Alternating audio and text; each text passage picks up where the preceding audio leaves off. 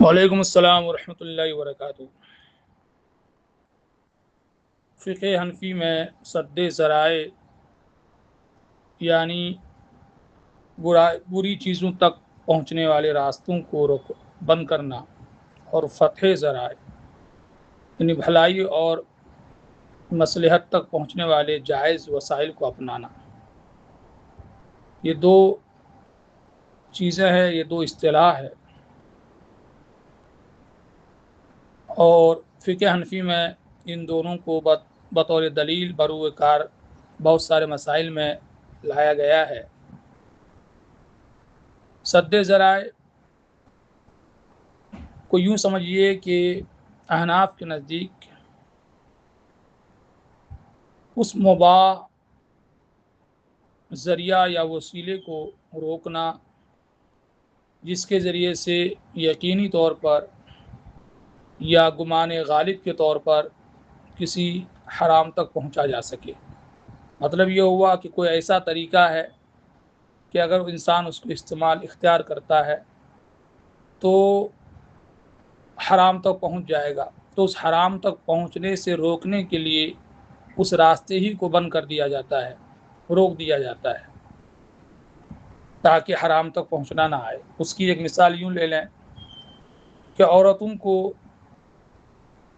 مسجد میں جانا یہ حرام قرار دیا گیا، یہ سد ذرائع کے طور پر ہے، کیونکہ مسجد میں جانے سے عورتوں کا مسجد میں جانے سے فتنہ ہو سکتا ہے، تو اس فتنے سے روکنے کے لیے عورتوں کو مسجد میں جانا ہی روک دیا گیا۔ اور فتح ذرائع کا مطلب یہ ہوا کسی فرض و واجب یا کسی ضرورت شرعی حاجت شرعی تک پہنچنے کے لیے کوئی ایسا راستہ اپنانا کہ وہ راستہ خود تو ضروری نہیں ہے لیکن وہ ضروری چیز تک پہنچنے کا ذریعہ ہے، لہذا اس کو اپنانا یہ فتح ذرائع ہے۔ اس کی بہت ساری مثالیں مل سکتی ہے۔ مثال کے طور پر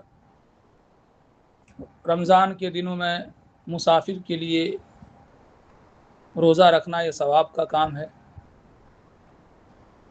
لیکن ہو سکتا ہے کہ روزہ رکھنے میں اس کو دشواری ہو، دقت ہو، تو شریعت نے یہ اجازت دی کہ وہ روزہ مؤخر کر دے، اور جب وہ وطن لوٹے یا اقامت اختیار کرے تو وہ روزہ رکھے۔ تو یہاں پر روزے کو مؤخر کرنا یہ مسافر کے لیے جائز قرار دیا گیا، یہ فتح ذرائع کے طور پر ہے۔